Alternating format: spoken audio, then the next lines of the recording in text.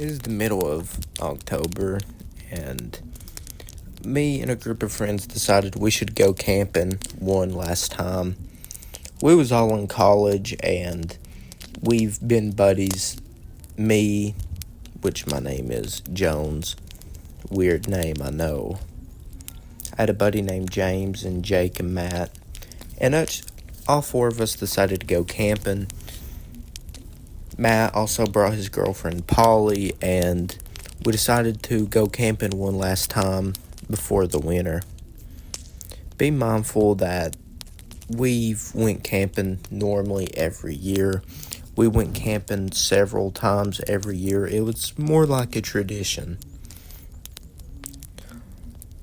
A week after of planning and getting things together and just the whole 9 yards, we decided to go to this one specific spot that my grandfather always told me that we've heard Bigfoot. Now, before all this, I always believed in Bigfoot, but I've never had any personal experiences. And so, anyways, we pack up and we go. It took us about an hour to get to the location that we was at, simply because it took us 40 minutes to get there, and the area where my grandfather used to stay at, he actually built a cabin, and you had to walk for about 30 minutes, so it was in the middle of nowhere. However, once we finally got to the location, after about 20 minutes of walking, we was killed. Now, to quickly summarize what my grandfather went through is that they built a cabin, and they built this cabin, and it took them about a couple weeks to build, him and 10 others. And one night when they all went camping in it for the very first night, at about 2 in the morning, as the fire died down and everyone was in their tents, you could hear this noise. Something stomping trees down, as he explained it. They was in a cabin, so of course they felt pretty safe. However, they made it out of some very strong wood, and you could just see the fingers that was in between the wall and the roof, as there was a little gap. Now, be mindful that my grandfather and his 10 other friends that was there would hardly be able to make the wall buckle. If that. They couldn't hardly even make it move. But whatever this was, presumably everyone thinks a Bigfoot, it was making it buckle and buckle. We wanted to go out and see what it was, but everyone was scared to. Everyone actually ended up leaving my grandfather there after when he dozed off, but that's just something that happened throughout the night. So back to the story, we decided to go to this location and camp, and no, that story was 30, 40 years old, so the cabin actually was hardly standing. The roof was completely collapsed in, and there was only a couple walls that was up. It was almost completely destroyed. Anyways, we set up camp, yes, in tents, and all of us had a pretty basic camping trip. However, just like that story so many years ago, it got around 1:30 in the morning.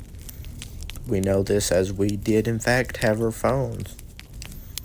But you could hear this noise of some sort. It was very, very distant.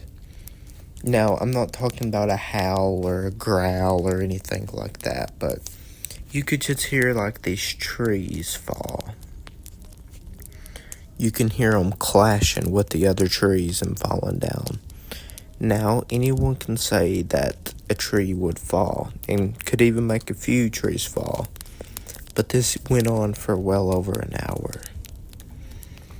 And it kept on getting closer and closer and closer. Eventually, all of us got so scared to a point where we would hear like this stomping. You could hear it sounded like it was running, but the noise got closer and closer to the fire as the fire was dying down.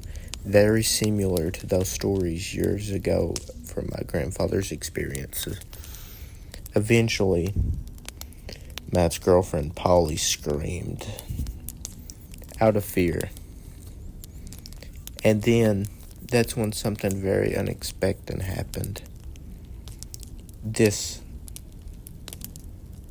growl mixed with a screech type of noise it seemed like the whole mountains. To kind of give you an idea of what it sounded like. It sounded like a young but old girl screeching. It was nothing like we've ever heard before. And of course, after when that happened, everyone was in panic. We took off in the woods, just with our phones. We left literally everything there. All of us took off. And a lot of us got cuts and everything, fell down. We didn't hear anything following us or anything like that, but eventually we made it to our car because we followed the trail. The next morning we came back with a few others, and surprisingly, the whole camp was ransacked. The tents had been completely destroyed.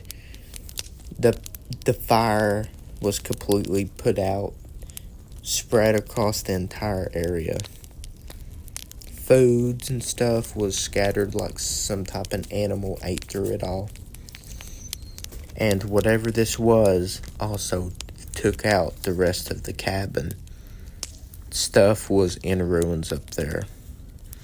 Now be mindful, there was also a footprint there. However, it wasn't what you think it was. This simply looked like a human footprint in the mud, except it looked more like a foot than a shoe. But the top end of the footprint looked like a shoe. So we have no idea. With it not being a good footprint as well, because it also rained that same day, it's hard to tell what it was. There is one thing for certain, though. There is something in those mountains and something sinister. I went to Winthrop University in South Carolina, and if you guys don't already know, this specific university is claimed to be very haunted, full of ghosts and such. And before I was a student and I went there, I would always hear all these different types of stories and stuff, and I never did believe them. Of course, I went to the university trying to become a doctor, and as you guys know, that takes time. Well, about my first year in, I actually will be honest, there was no ghost stories I could tell you, nothing really weird or anything, but that changed going into my second year of college, my sophomore year. And although I had a very good first year, definitely a lot of things changed in the second. I would normally study real late, and I would always try and stay ahead of my work, and one specific night I didn't get done studying until about 1 in the morning, and walking back toward my dorm, I heard someone running behind me. I was very frightened, and when I turned around, there would be no one there. This happened on several occasions. I would constantly be creeped out. I ended up starting walking with my friend, and it didn't seem to happen for quite some time until one time it did, with even my friend Joe there. Me and him was very scared when it happened.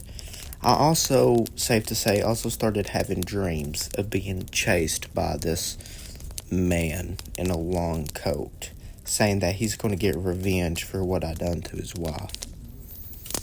Funny enough, there was an old legend that went around that many people told that story, and I don't know if I was having those dreams because I've heard those stories or if it was something else. About 3 weeks of having on and off dreams of that, I actually started seeing a counselor that actually surprisingly helped. I'm not really big in faith with counselors, but I will admit it did help seeing a counselor. However, going through these different struggles, they did seem to back off for a little bit until one night I was in my room watching Netflix, and then, kid you not, the door slammed shut. I normally kept my door open because I could see my cat Marlo, and he normally went in and out. And however, with that night, that door shut. I don't know if it didn't like completely slam shut, but it moved a little bit and then slammed shut like that, if that made any sense. I actually ended up quitting college after that, and I just really do odd jobs here and there. Although they might be an explanation, I hope I never go to that college again.